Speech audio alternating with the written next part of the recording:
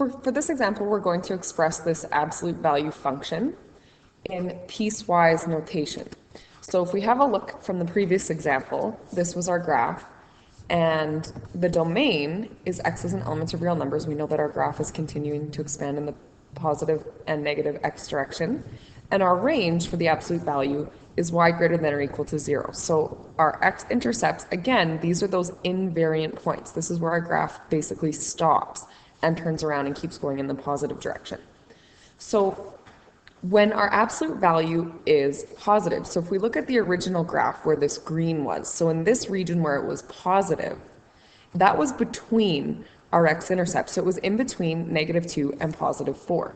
So when our absolute value is positive, this is if x is in between our two intercepts. So we write that by showing it as two inequality symbols. So we show x greater than or equal to -2 and x less than or equal to 4. So this is showing when it's between these 2 points. When our absolute value is negative, so where the original graph is shown in green and we reflected it, this is when x is less than -2 or greater than +4. So we show our entire absolute value as a negative, and we do that by putting it in brackets. This is if